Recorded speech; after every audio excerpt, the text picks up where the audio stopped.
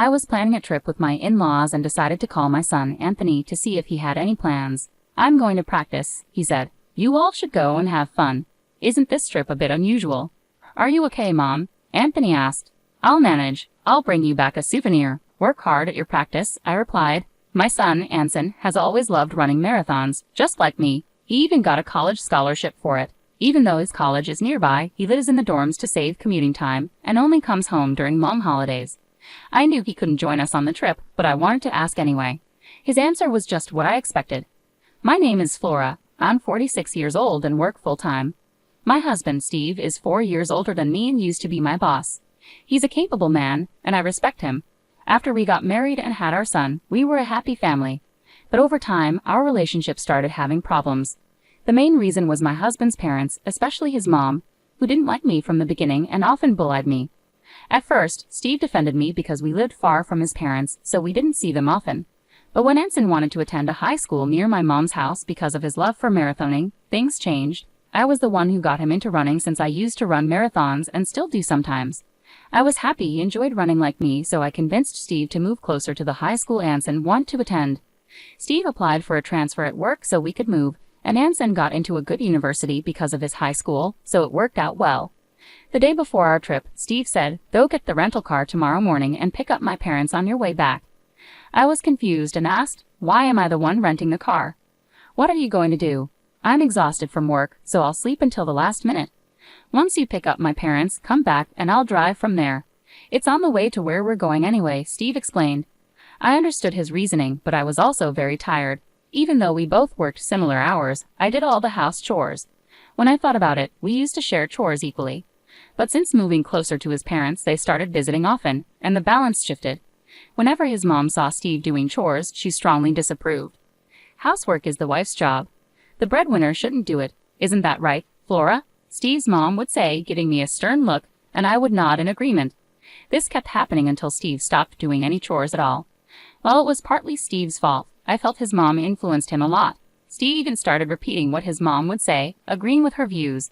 I am sometimes the breadwinner in our family, but it felt pointless to try to fix things, and I didn't have the energy to even try. Steve had changed a lot in the past few years. His work performance seemed to be getting worse, and he often took out his frustrations on me. I realized that arguing back only caused more problems, so I decided to just accept the situation. It seemed like the least stressful way to live. I thought about divorce sometimes, but I worried it might hurt our son's chances of getting into college if we became a single-parent family. So I put that idea aside. Instead, I started thinking of my husband more like a pet than a person, which surprisingly made me feel less stressed. Eventually, I realized that getting a divorce wasn't worth the effort, and that's how I ended up where I am today. I agreed to this trip because it was to a resort I really loved. I knew I could have a great time even if I ended up doing things alone. Honestly, I was ready to do separate activities from my in-laws and husband if necessary. Maybe they invited me mainly to drive, but since both my husband and father-in-law could drive, I figured it would be fine. I played along with the idea that our spoiled dog was being demanding again. My husband asked me to pick up the rental car, so I went to my in-laws' house. "Flora, you're late. Is this the car for today? You should have rented a bigger one," my mother-in-law said. "Well, it's better than your tiny car, at least," I replied. "The car we usually use is one I bought myself, even for commuting to work. I assumed I'd be its main user since I paid for it. We don't often travel out of town, so I thought a small car would be enough. Plus, I loved its interior design and color, so I bought it. My husband would use it without asking and show his parents around in it. My mother-in-law criticized the car's size and acted like I could only afford a small car. I suggested we use my father-in-law's car for the trip, but he didn't want others driving it and didn't want to do all the driving himself. So we rented a car, but I wasn't consulted about this. I found out that I'd have to pick up the rental car and drive it while they sat comfortably in the back seat. It made me want to tell them to arrange their own transportation. I was really tired. In the end, even though my husband said he'd help with the driving, he slept through the entire trip. My father-in-law refused to drive unless it was his car, leaving me to drive the whole way while my husband napped in the passenger seat. My father-in-law constantly criticized my driving, giving me suggestions too late or questioning my decisions at traffic lights. It was just added stress. My mother-in-law joined in, criticizing my driving too. I found it annoying to be critiqued by someone who couldn't drive herself, especially since my father-in-law had been in many accidents and should have given up his license. My mother-in-law insisted he was just unlucky and a good driver. I didn't want him to drive me around anyway. I didn't mind driving, but I wished he would stop interfering. When we arrived at the resort, my husband finally woke up, tired from a day in the car. We followed my in-laws' suggestion to relax at the hotel instead of doing any activities outside. I enjoyed the chance to unwind, swimming in the pool and exploring the hotel grounds. It was a nice way to spend the day after a delicious dinner and a relaxing spa visit. I returned to our room to find my husband already asleep. I wasn't sure what my in-laws were doing next door, but they were probably asleep too. I went to bed, and when I woke up to the fresh morning air, my husband was still asleep. With some time before breakfast, I decided to take a walk. But when I returned, I found an unbelievable sight. My husband was gone, and his things were missing too. I frantically searched the room and tried to contact my in-laws next door, but there was no answer. At the front desk, I learned they had already eaten breakfast an hour earlier than I was told. It seemed they had left me behind. I also had to pay for the hotel checkout by myself. Was my mother-in-law's offer to pay for our stay just a trick? With no other choice, I paid for both rooms and left the hotel, only to find there was no car waiting for me. While I was thinking about what to do next, my phone rang. It was my mother-in-law. Where are you now?" I asked, confused about the situation. My mother-in-law chuckled in response, "Just enjoying some quality family time since we're on vacation." "I see, but why didn't you all just leave together from the beginning instead of leaving me behind?" I couldn't help but ask. "Wow, Flora, you did express interest in joining us, didn't you?" "That's why we decided to bring you along," she replied casually. I remembered mentioning that I wanted to visit this resort while watching TV with my husband. Was that what he remembered? Normally, it would be sweet if he remembered my casual comments, but this time it felt like he used it to annoy me. Besides, I was the one who did most of the driving to get here. Why should I be reminded that I was brought here by my mother-in-law, who neither drove nor contributed any money? Beyond anger, all I could do was sigh. "Fine then, let's go sightseeing as a family and head home afterward," I suggested. "You can do some sightseeing too, Flora, and then come back. We're not sure how you'll get back, but you're good at marathons, aren't you? Just run back." My mother-in-law taunted, her laughter making me more frustrated. "If Steve is driving, put me on speakerphone so he can hear me," I demanded, my anger boiling over.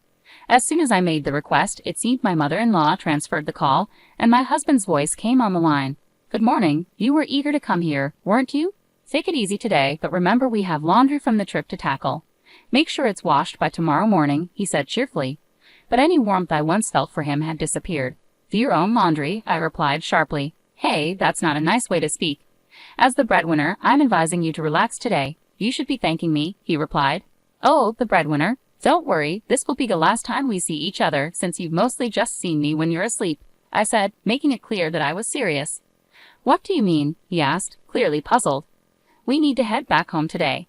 There's laundry and house cleaning waiting for us," my husband declared. "Yeah, that's exactly why I'm not going back," I responded firmly. "What do you mean?" His voice quivered with uncertainty. "I'm filing for divorce. Remember 6 months ago when you told me you met your soulmate, your childhood friend, and you were planning to marry her? The one who moved back to your hometown after her divorce?" I reminded him, feeling the surge of emotion. About 6 months ago, I sensed something was wrong and confronted my husband. He confessed he had reconnected with his childhood friend and believed she was his true love. He wanted to divorce me and marry her to support her and her child as a single mother. He even gave me pre-filled divorce papers, but I couldn't bring myself to end our marriage. We didn't speak for days until he realized he needed my help with household chores. Eventually, he asked me to forget what he said, but I couldn't, so I started gathering evidence of his cheating. I wondered if Steve had planned this trip to try to win me over. This conversation happened about 3 months ago, shortly after I quit my job. As I shared my thoughts, I could hear the surprise in my in-laws' voices on the other end of the speakerphone. It seemed this was the first time they were hearing about their son's resignation. "I remember when you said you were leaving your job. I was worried about you finding a new one and disagreed with your reasons, didn't I?" I continued, recalling the exchange. "You were confident and assured me you'd find a new job quickly. Yet here we are, and you've only managed to secure a part-time position. I can't help but wonder when you'll find something more stable." As Steve remained silent while driving, I took the chance to share my thoughts. "I've been imagining you as a dog to cope with the stress, but then I realized I might as well get a real one," I said firmly. "So I'll be filing the divorce papers. Enjoy your family vacation." My in-laws were shocked, and my husband tried to say something, but I hung up the call without a second thought. I decided to enjoy sightseeing before heading home, and I explained the situation to my son over the phone. His response was simple. "I told you so." While his reaction was expected, it felt a bit lighter than I anticipated, given that he already knew what was going on. When I returned from the trip, I didn't go back home. Instead, I put my sons and my belongings in a self-storage unit, just in case. With only the essentials, I went to a real estate agency. The sales representative, who I had become friendly with and shared drinks with a few times, greeted me warmly. She was from my generation, so she was easy to talk to. Over drinks, I had told her about my husband and in-laws and asked her to let me know if any properties became available. That day, I signed a contract for my own place. Having a new home made me feel relieved, and I went to the city hall to submit the divorce papers, which went through without any problems. Finally, I returned the many calls my ex-husband had made. "Hello," I began, keeping my voice steady. "The divorce papers have been accepted. We are now officially strangers." My husband's panicked voice came through the phone. "Are you serious about the divorce?" I ended things with her. "It's just you now. You didn't like me looking at other women, right? Well, now I'm only focused on you. Please come back without any worries." But his words only made me feel disgusted. "What are you talking about? I never tried to please you in the first place. And you didn't end things with her, did you? You were dumped because you couldn't find a job and had no money, right?" It turned out my husband's mistress was acquainted with the sales representative who helped me find my new place. What a small world. She had listened to my husband's mistress's complaints about him, saying she was his current girlfriend. Apparently, after he quit his job and started working part-time, she saw no reason to stay with him and ended things. But a fling is just a fling. I'll definitely be seeking compensation. That's correct. Even though they split up now, he still cheated, and there's evidence. Compensation. I already told you, we broke up. It's just you now. I could only let out a sigh. "So, you're saying that now you're single, you're considering another affair. I don't care what you do, but I'm done being taken advantage of. You didn't even notice your things were missing from the house because you didn't care, did you? I'm not coming back, so throw away whatever you don't need." With that, I ended the call. Even after this, my ex-husband kept calling me, and my former in-laws reached out too. But I have no intention of going back to that house. My ex-husband still hasn't found a job, can't afford the rent, and has moved back in with his parents. Meanwhile, my ex-father-in-law continues to drive recklessly and recently crashed into a neighbor's fence with my ex-mother-in-law in the car. Thankfully, no one was injured, but they didn't have property insurance and had to borrow money to cover the repair costs. All of this was detailed in an email my ex-husband kept sending me. I find his misfortune somewhat amusing. While I don't respond, I haven't blocked his emails either, quietly enjoying the spectacle. After moving to a pet-friendly property, I got a small dog and found that I enjoyed caring for a pet more than I did for people. My son, worried about me being alone, has started visiting on weekends, a change from only coming during long holidays. Each day now feels fulfilling. Maybe this weekend I'll visit that resort town again for the first time in a while.